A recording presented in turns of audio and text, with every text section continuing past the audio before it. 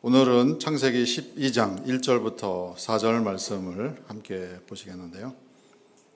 제가 봉독해 드리도록 하겠습니다. 여호와께서 아브라함에게 말씀하셨습니다. 너는 너의 고향과 친척과 아버지의 집을 떠나라. 내가 네게 보여줄 땅으로 가라. 내가 너로 큰 민족을 이루게 할 것이다. 네게 복을 줄 것이고 내 이름을 창대하게 만들 것이다. 그래서 너는 복이 될 것이다. 너를 축복하는 자에게는 내가 복을 내릴 것이고 너를 저주하는 자에게는 내가 저주할 것이다. 땅의 모든 족속이 너로 말미암아 복을 얻을 것이다. 이에 아브라함은 여호와께서 말씀하신 대로 떠났습니다.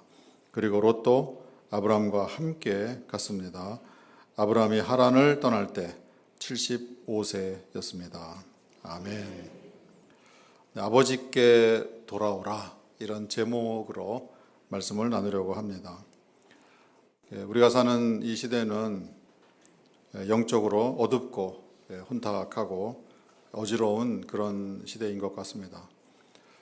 물론 어느 시대이고 영적으로 어둡고 혼탁하고 어지럽지 않은 그런 시대가 없었는 줄 알지만은 특별히 우리 시대는 조금 더 어둡고 더 혼탁하고 더 어지러운 그런 때인 것 같습니다.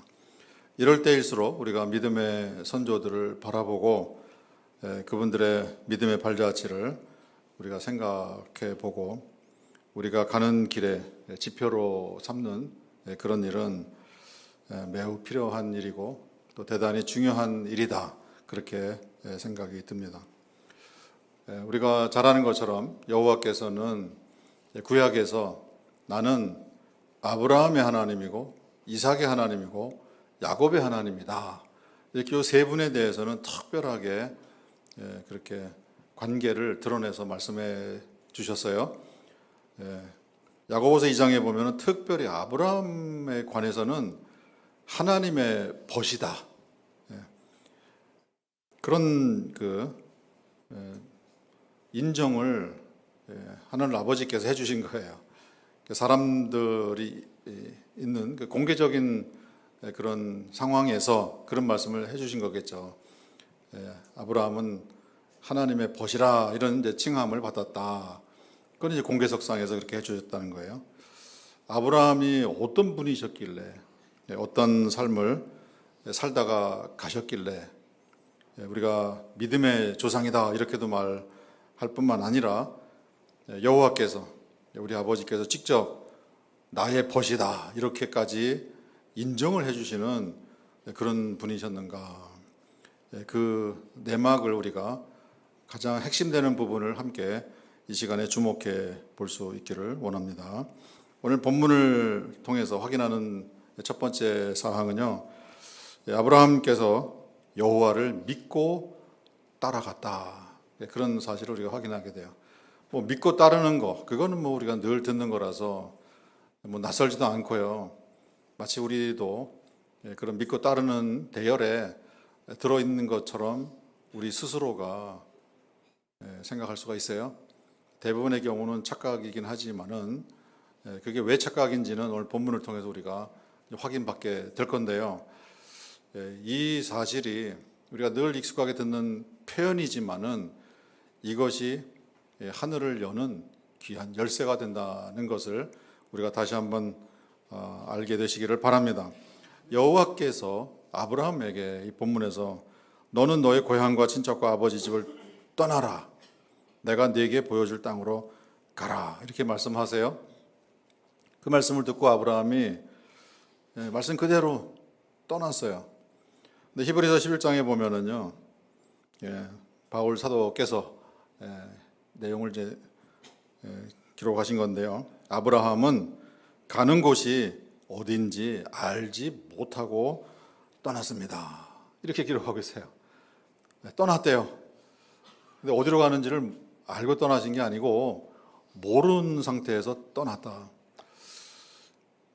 이런 상황에 우리가 놓이게 되면은요, 여호와 하늘 아버지에 대해서는 어떻게 우리가 생각할 수 있을까요? 아니 어디로 가는지 알려주시지도 않고 무작정 떠나라고 하시면은 어떡합니까?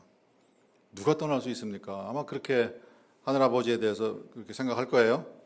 그 떠나는 사람은 또 뭐예요? 어디로 가는지 알지 못하고 떠났다. 이게 제정신입니까? 더군다나 그곳이 어딥니까? 사막 지역을 글쎄요, 이게 며칠 걸릴지, 뭐 몇 주가 걸릴지, 몇 달이 걸릴지, 몇 년이 걸릴지, 기간도 정해주질 않고 그냥 무작정 떠나라. 그것도 믿고 떠나는 사람은 또 뭡니까? 이렇게 우리가 이 상황을 볼 때 이건 말도 안 돼. 믿음은 그렇게 말도 안 돼라고 우리가 생각하는 그곳에서부터 시작되는 것이다는 것을 우리가 알게 됩니다. 고향, 친척, 아버지의 집, 얼마나 친숙하고 익숙한 세계인가요? 사도행전 7장에 보면은 그 스데반 집사님이 이스라엘 역사를 쭉 정리해서 설교하실 때에 그런 말씀을 하세요. 아브라함이 갈대아 우르 지역에 있을 때 거기는 수메르 문명의 본거지 아닙니까? 우르가요. 그곳에 거주할 때에 여호와께서 나타나셔서 아브라함을 부르시고 너는 떠나라. 그런 명령을 먼저 주신 거예요. 5년 전에 주신 거예요. 그리고 떠났는데 하란에 머물러서 5년 세월을 보낸 다음에 다시 한번 찾아오셔서 떠나라 하신 거예요. 낯선 땅으로, 전혀 알지도 못하는 그런 낯선 땅으로 떠나라. 뭐 살았던 예전에 왔던 길로 다시 가는 것도 아니고요. 뭐 한 번도 밟아보지 않은 그곳으로 떠나라. 아브라함이 떠났어요. 그것도 75세라는 연세에 떠난 거예요.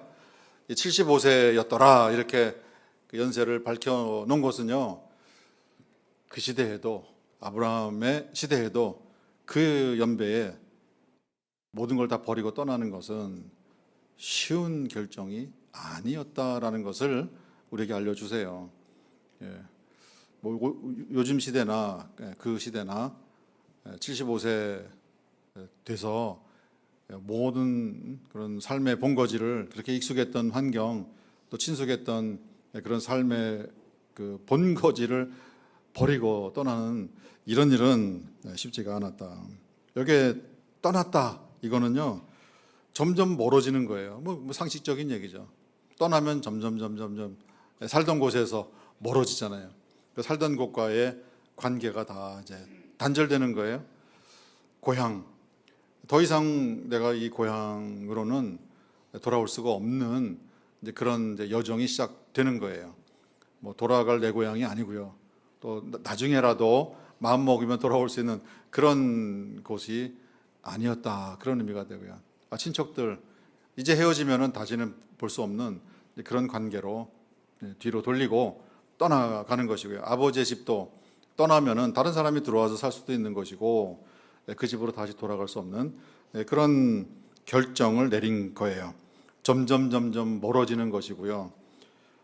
관계를 본인이 스스로 끊어버리는 그런 결정을 내린 것이다. 고향이 더 이상 내 고향이 아니고요. 친척들과 살았던 그 삶이 더 이상 내 삶이 아니고, 내가 오래 정을 붙이고 살았던 그 집이 이제는 더 이상 내 집이 아니다. 그런 이제 결단을 내리고 떠난 것이다. 방금도 말씀드렸지만은 참 기이한 것은 가는 곳이 어딘지 모르고 출발했다. 아마 우리 같으면은 안 떠날 거예요. 우리 성도님 떠나시겠습니까? 가는 곳이 어딘지도 알지 못하는데요. 물론 다 이제 처분하고 뭐 동물들 데려갈 거는 데려가고요.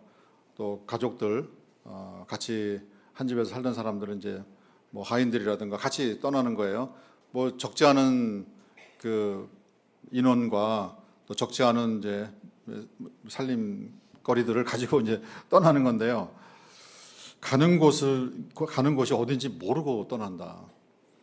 주위에서도 만류하지 않았을까요? 아브라함, 그 연세에, 그 연배에, 지금 떠나면 어떡합니까? 우리랑 같이 사시죠. 나는 떠나야 됩니다. 어디로 가시는데요? 모릅니다. 아니 어디로 가는지도 모르고 떠나십니까? 맞습니다. 여호와께서 떠나라고 하셔서 떠납니다. 아니 이게 말이 되는 얘기인가? 아까도 말씀드렸지만은 말이 안 되는 여기에서 믿음의 세계가 열려지기 시작한다. 우리가 살면서도 말이 안 되는 이성과 합리와 논리로 우리의 경험으로 과학적으로 이건 아닌데 하는 그 지점으로부터 믿음이 출발하게 된다는 것을 우리가 알게 됩니다. 여호와께서 가야 할 땅을 보여주시겠지. 보여주신다고 했으니까, 지시하신다고 했으니까 그것을 믿고 갔다는 말이에요. 물론 아브라함은 이제 여호와께서 앞으로 내가 보여줄 것이니까 믿고 가라 간 거예요. 옆에 계시는 그 부인께서도 참 보통 분은 아니신 것 같아요. 사라도 그런 질문을 하지 않았겠어요? 남편한테 여보 우리 어디로 가는 거예요? 몰라. 아니, 가는데도 모르고 떠나면 어떡해요? 이 많은 식솔들 데리고 여호와께서 가라고 하셨어. 그렇게 말하는 남편을 믿고 떠나는 거예요. 그러니까 사라가 남편을 믿고 의지하고 남편이 그렇게 결정을 내렸으면은 같이 가는 거다. 그러면 되는 거다. 이런 믿음으로 떠나는 것. 그 이상으로 아브라함은 여호와께서 가라고 하셨으면 나는 갑니다. 그 두 모습을, 믿음의 모습을 우리가 비교해서 보게 되는 거예요. 보여줄 땅으로 가라. 이 말은요, 나만 믿으라. 그런 얘기예요. 그리고 앞으로 내가 지시하는 그 내용을 지속적으로 의존하라. 뭐 한 번만 얘기하시고요. 어디로 가면 된다. 이렇게 한 번 얘기하시고 끝나는 것이 아니라 앞으로 보여줄 것인데 보는 아브라함이 보는 그 시야가요. 글쎄요. 지도가 있으면은 요즘 같은 세상에는 뭐 내비게이션이 있으면은 주소를 찍으면은 그 끝까지 다 보여주잖아요. 그런데 그 시대에는 그런 게 없잖아요. 뭐 지도가 뭐 가나안까지 중동 지방 전체를 다 커버하는 그런 지도가 있습니까? 그럼 여기 지도를 펼쳐놓고 여기 보이냐? 여기 가면 된다. 그런 게 아니란 말이에요. 일어났어요. 어디가 보이느냐? 네, 저기가 보입니다. 그럼 거기까지 걸어가라. 거기까지 갔어요. 그 다음에 또 어디가 보이느냐? 저기가 보입니다. 그럼 그쪽으로 가라. 육안으로 보이는 그 지경 안에서 움직이게 되는 그런 일이 일어나게 되는 거예요. 그러니까 그날 일어나서 어디까지 갔을 때 육안으로 볼 수 있는 그 거리 그만큼은 또 지시해 주시고 또 거기에 도착했을 때에 또 그만큼 또 보이는 거리 거기를 또 지시해 주시고 하는 이런 형태로 길을 떠나게 된다. 그런 얘기예요. 이게 무슨 말인가? 날마다 하늘에 계시는 아버지만을 바라보라. 그런 말씀이 되는 거예요. 그런데 그 시대나 우리 시대나 똑같습니다. 뭐 아브라함이 살았던 시대는 하나님이 여호와께서 신께서 자주 나타나셨네. 뭐 이렇게 생각하실 것 같아요. 천만의 말씀이야. 아브라함의 삶에도요. 우리의 삶과 똑같이 안 보이시는 거예요. 그 주변에 있는 사람들도요. 신의 세계는 안 보이는 세계입니다. 뭐 2000년 전, 3000년 전, 4000년 전에는 뭐 하늘이 조금 더 뻥 뚫려서 그런 어떤 영적인 세계와 신적인 세계와 교섭이 잦았다. 그렇게 생각하십니까? 만약에 그렇게 생각하신다면 그 시대에 살았던 분은 우리보다 훨씬 더 신령한 분들이세요. 그렇게 생각하지 않습니까?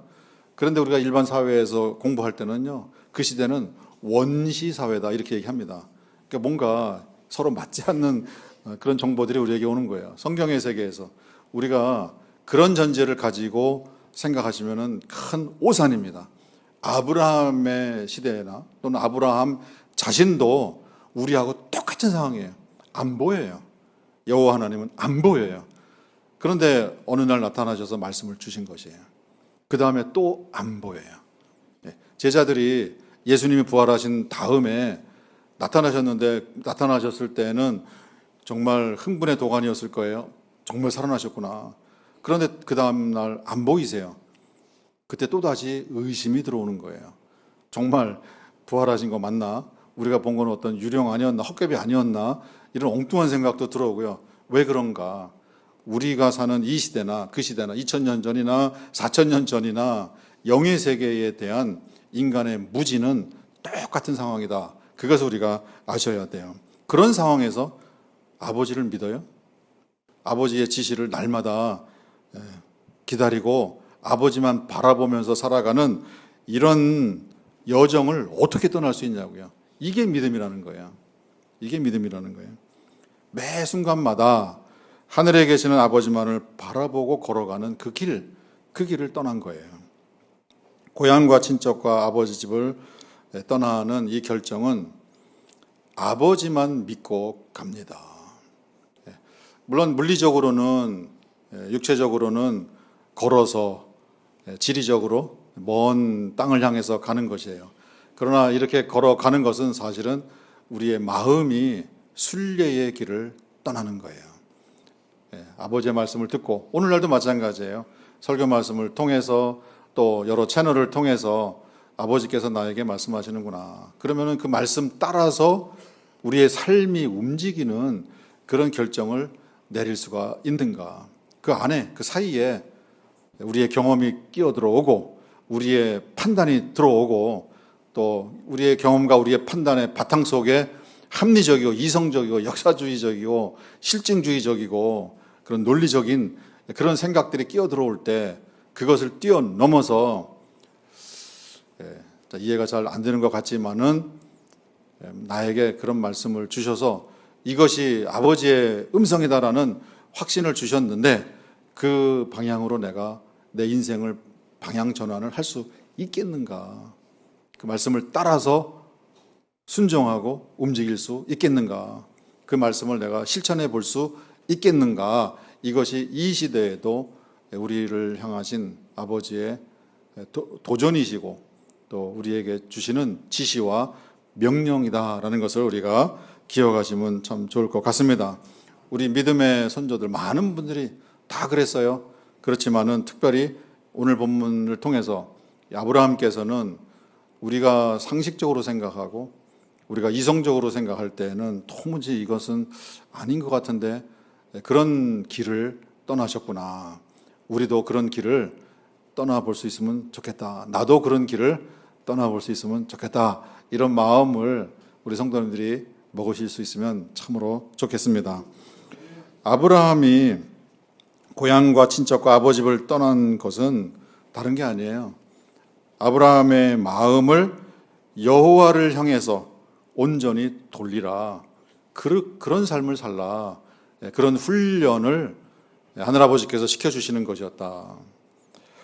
아브라함이 향해 떠난 것은 어디를 향해서 떠났느냐? 결국은 아버지를 향해서 떠난 것이다는 것을 우리가 보게 됩니다. 이 길은요, 여호와를 신뢰하지 않으면은 도저히 갈 수 없는 그런 길이었었어요. 어떻게 보면은 아브라함이 자신의 인생을 건 거예요. 인생을 거기에 맡긴 거예요. 아버지에게 맡긴 거예요. 이거는 아버지와의 살아있는 관계, 아버지와의 생생한 관계가 또 아브라함의 가슴에 와 닿는 그런 관계가 살아있지 않고서는 갈 수 없는 그 길로 들어서게 하신 것이다. 이런 모습을 통해서 우리가 깨닫는 게요. 여호와께서 아브라함에게 지시하셨던 그 땅이 어딘가, 물론 결국에는 우리가 지리적으로 가나안을 우리가 상정을 합니다. 그러나 여호와께서 아브라함에게 지시하셨던 그 땅은 눈에 보이는 가나안 땅이 아니라 실상은 여호와를 향해 떠나라. 여호와를 향하여 가라. 그런 지시였다라는 것을 우리가 깨닫게 됩니다. 아버지를 향해 가라. 아버지를 찾아가라. 그리고 아버지가 계시는 곳으로 가라. 그 길을 떠나라는 그 명령이 되는 거예요. 예수님의 제자들, 예수님 3년 동안 따라다녔습니다. 어디론가를 향해서 따라간 거예요. 제자들의 머릿속에서는 이스라엘의 독립을 향해서 간 3년 동안의 길이었던 것 같아요. 그러나 예수님은 그 길을 가신 게 아닙니다. 그렇다고 제자들을 어디 그냥 지리적으로 정말 적과 꿀이 흐르는 어느 한 지역으로 공동체를 만들어 놓고 멋진 유토피아를 건설하고 그리로 데려가신 그것도 아니었었어요. 예수님의 제자들을 데려가신 곳이 그 목적지가 어디였는가? 3년 동안 예수님을 따라다닌 제자들에게 예수님이 잡히시기 전날 마지막 날 밤에 제자들에게 이런 지시를 내립니다. 내가 아버지 안에 거하는 것 같이 너희는 내 안에 거하라. 이 거하다라는 것은요, 같이 지낸다라는 것이에요.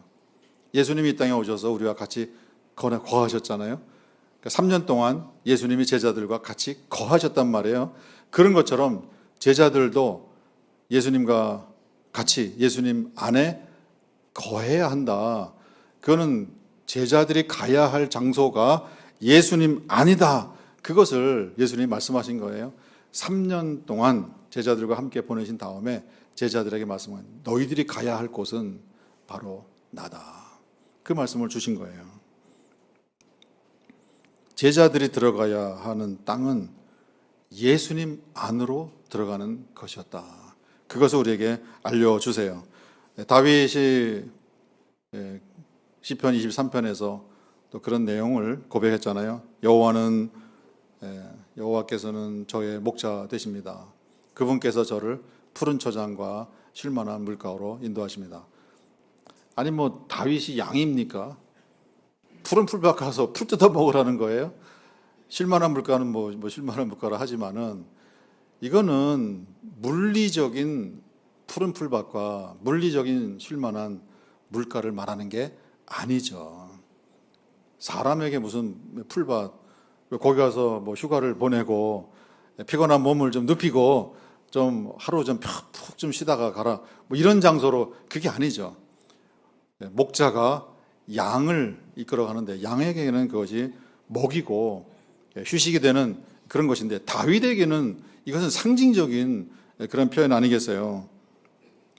그곳이 어딘가? 푸른 풀밭과 쉴만한 물가. 그곳은 다름 아닌 여호와 자신을 말하는 거예요. 여호와의 품 안으로 들어와라. 여호와께서 계시는 그 장소로 돌아오라. 그런 말씀을 하는 거예요. 이스라엘 백성이 하늘 아버지의 백성으로 선택된 민족으로 그렇게 살았어요. 끊임없이 여호와께서는 이스라엘 백성을 향해서 내게로 돌아오라, 내게로 돌아오라 그런 말씀합니다. 그러면서 주시는 그런 책망의 훈계의 말씀이 뭐였나요? 이 백성이 입술로는 나를 공경하지만은 저들의 마음은 내게서 멀도다. 그 마음을 돌이켜서 그 마음이 내게로 향하고 그 마음으로 나를 향해서 다가오라, 가까이 오라 그 말씀을 하시는 것이에요. 그곳이 푸른 풀밭이고 그곳이 쉴만한 물가다 그런 말씀이 되는 거예요. 예수님도 마태복음 11장에서 이런 말씀을 주셨어요. 수고하고 무거운 짐진 자들아 다 내게로 오라. 내가 너희를 쉬게 하리라. 누구에게 오라고요? 내가 푸른 풀밭과 쉴만한 물가로 인도할 테니까 내가 그 역할을 할 테니까 그러니까 나에게 오라 그것이 아니라요. 예수님 자신이 푸른 풀밭이고 예수님 자신이 쉴만한 물가이니까 내게 오면은 영원히 목마르지 않는 생수를 내가 너에게 먹게 할 것이다. 그곳으로 오라. 나에게로 오라. 그런 말씀을 주시는 것이에요. 결국 푸른 풀밭과 쉴만한 물가는 여호와 우리 아버지가 계시는 곳 그곳을 의미합니다. 아버지가 계시는 곳에 아버지와 함께 거하는 그것이야말로 저와 우리 성도님들에게 가장 큰 복이 된다라는 사실을 우리가 잊지 마시기를 바랍니다. 이 본문을 통해서 우리에게 확인해 주시는 세 번째 내용은요. 아버지께서 사랑과 은혜와 복을 우리에게 허락해 주십니다. 아버지를 향해 가는 사람, 아버지를 찾아가는 사람, 그리고 아버지가 계시는 그곳을 향해서 걸어가는 사람, 그들에게는 사랑과 은혜와 복을 약속해 주셨습니다. 예, 아브라함에게도 약속을 주셨잖아요. 내가 너로 큰 민족을 이루게 할 것이다. 내가 내게 복을 줄 것이다. 내 이름을 창대하게 만들 것이고 그래서 너는 복이 될 것이다. 이런 약속을 주셨어요. 이런 약속이 이제 현실이 됩니다. 왜? 아브라함의 걸음걸음이 나날이 매 순간마다 아버지를 향해서 가까이 가는 아버지라는 땅으로 들어가는 그런 걸음을 걸었기 때문에 이 약속이 현실이 되어지는 그런 은혜를 누리게 된 거예요. 아버지 안에 거하게 되면 아버지께서 허락해 주시는 그 풍성한 열매가 저와 우리 성도님들의 삶에 맺혀지게 될 것이고요. 아버지의 사랑으로 역사하시는 그런 일상의 기적들이 우리 삶 속에 체험되어지는 그런 은혜가 있게 됩니다. 예수님께서는요, 예수님을 따르는 예수님께로 오는 사람들, 물론 먹을 것이 제공되니까 오늘도 또 빵을 얻어 먹을까 해서 오는, 그렇게 예수님께로 오는 걸 말고요, 마음으로, 전심으로, 진심으로 예수님을 따라오는 사람들, 그들을 바라보시면서 예수님께서 뭐라고 말씀하세요? 내 양이다, 이렇게 말씀하세요. 예수님을 향해서 마음을 돌이켜서 오는 사람들, 예수님이 계시는 그곳에 같이 있는 사람들, 그 사람들을 내 양이라 부르는 것을 이렇게 소유격으로 말씀하는 거는요, 그들은 나의 소유가 되었다, 그런 얘기예요. 그들은 내 거다, 이런 말씀이 되는 거예요. 우리가 마음으로 아버지를 향해서 걸어가고 아버지를 찾는 그런 마음을 가지고 아버지가 계시는 곳에는 저도 있겠습니다, 그런 마음으로 가까이 가게 되면, 아버지로부터 마음을 멀리 가지 않고 아버지께로 가까이 가면 주님께서, 우리의 주인 되시는 주님께서 우리와 함께 계셔 주시는, 우리를 내 양이라고 불러 주시는 그런 일이 일어나게 되는 거예요. 목차는 양을 위해서 사랑과 은혜와 복을, 필요한 것을 지키고 보호하고 먹을 것과 입을 것과 그 필요한 모든 것들을 다 혼신을 다해서 챙겨주는 그런 역할을 목자가 하신다고요. 예수님이 우리를 위해서 그 일을 하시고 하늘 아버지께서 우리를 위해서 그 일을 하시는 거예요. 구약의 역사를 통해서 실증을 보여주셨어요. 내가 이 40년 동안 너희를 굶주리게 하지 않았고, 이 40년 동안 헐벗게 하지 않았고, 이 40년 동안 발이 부르트지 않도록 내가 했느니라. 왜? 너희는 내 것이니까, 너희는 내 소유니까 내가 그렇게 했느니라. 이런 약속과 이런 은혜를 우리에게 허락해 주십니다. 우리 성도님들은 주님의 것이에요. 우리 성도님들은 주님의 소유가 됐어요. 주님은 우리의 주인이 되십니다. 우리가 아버지를 믿고, 믿는다는 것은 아까 말씀드린 것처럼 이거는 내가 판단할 때, 내가 경험상 이건 이성적으로 이건 말이 안 되는 것 같아, 이런 그 상황에, 그런 지점에 우리가 놓였을 때 아버지께서 지시하시는 내용이 잘 받아들여지지 않는다 하더라도 아버지가 그렇게 말씀하셨으면 그대로 제가 따르겠습니다, 순종하겠습니다, 이런 마음을 갖는 것, 이것을 이제 믿음이라고 그랬어요. 이스라엘 백성들이 종교의식은 아주 멋들어지게, 주위 사람들이 볼 때에도요, 이분들은 여호와 신을, 자기 민족의 신인 여호와 신을 제대로 섬기는 사람들인가 보다, 그런 이제 모양은 있었어요. 그런 모양, 경건의 모양은 있었어요. 제사를 드리고 동물들을 잡고 피를 뿌리고, 아무튼 이런 그 종교적인 의식에 있어서는 빈틈이 없이 이스라엘 백성이 보여줬어요. 그러나 하늘아버지의 평가는 뭡니까? 나는 그 제사 드리는 제물의 냄새 맡기도 싫다. 내가 원하는 것은 제사가 아니라 순종이니라. 순종이라는 것은 방금 설명드린 것처럼 그 지점에 우리가 도달했을 때에 이거는 말이 안 되잖아요. 어떻게 어디로 가는지 알지 못하고 이런 상황에서 떠나라고 합니까? 이 가솔들을 다 데리고 동물들까지 데리고 어디로 가란 말입니까? 이건 이런 지시는, 이런 말씀은 순종하기 어렵습니다. 그 지점에 도달했을 때 알겠습니다. 말씀하시니 떠나겠습니다. 그것을 믿음이라고 하는 거예요. 우리가 그런 믿음을 가지고 그 길을 걸어가는, 아버지를 향해서 걸어가는 그 길을 걸어간다고 한다면 여호와께서 우리의 여호와가 되어 주시는, 아버지께서 우리의 아버지가 되어 주시는 그 일을 하겠다, 이런 약속을 우리에게 주셨어요. 요한복음 13장에서요, 예수님께서는 세상에 있는 자기 사람들을 사랑하시되 끝까지 사랑하셨다, 이렇게 기록하고 있습니다. 세상에 있는 자기 사람들, 그들이 누구일까요? 누구일까요?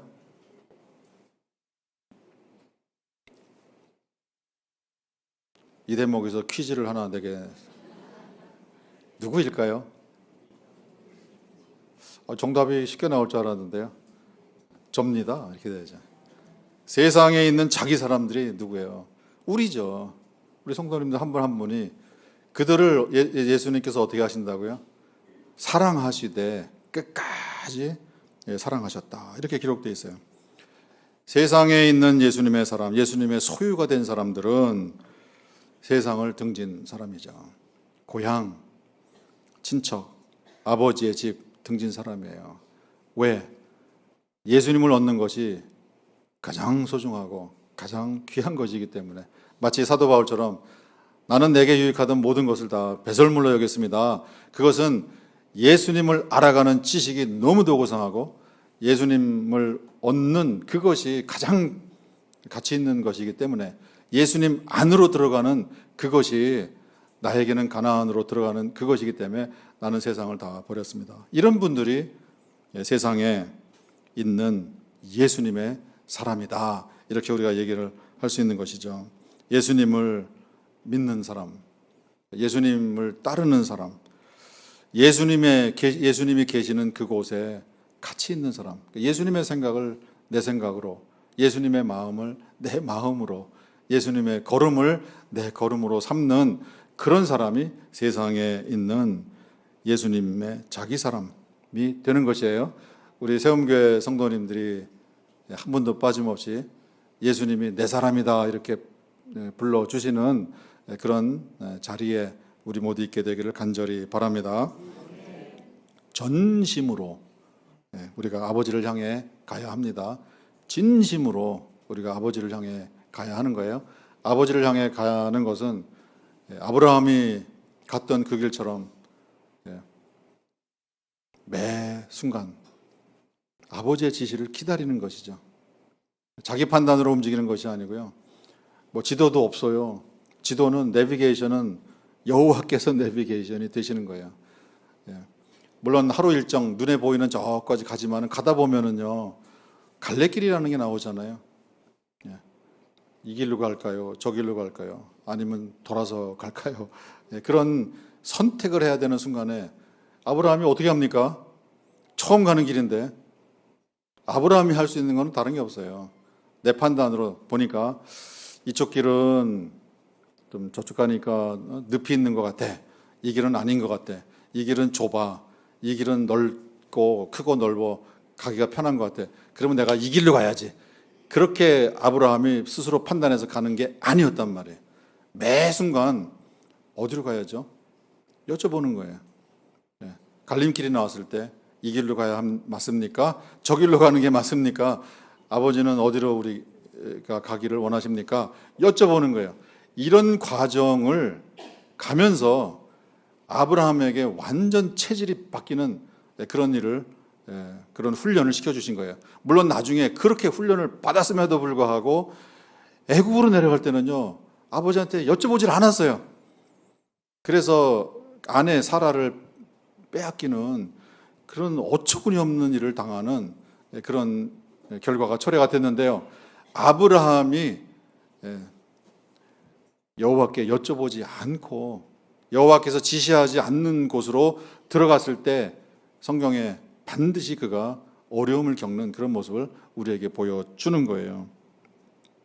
전심으로, 진심으로 매 순간마다 우리가 하늘 아버지께 우리가 여쭤보고 아버지를 의지하고 아버지를 향해서 마음을 돌이키고 우리가 아버지께 가까이 가는 이런 체질의 사람으로 변화되는 그런 일이 있게 될 때에 여호와께서 나의 주님이 되어주시고요, 여호와께서 나의 목자가 되어주시는, 그리고 전심을 다해서 우리를 사랑해 주시고 우리에게 필요한 것들을 제공해 주시고 지키고 보호해 주시는, 인도해 주시는 그런 은혜가 우리에게 임하게 되는 줄 압니다. 이런 축복이 우리 성도님들과 함께 있게 되기를 간절히 바랍니다. 아브라함에게 주셨던 그런 약속의 말씀, 귀한 것들, 복을 주시고 우리를 창대케 하시고 우리로 하여금 복의 근원이 되게 해 주시는 그런 기적들이 저와 우리 성도님들의 삶 속에서 체험되시기를, 이 약속이 우리 모두에게 꼭 이루어지시기를 주님의 이름으로 축원드립니다.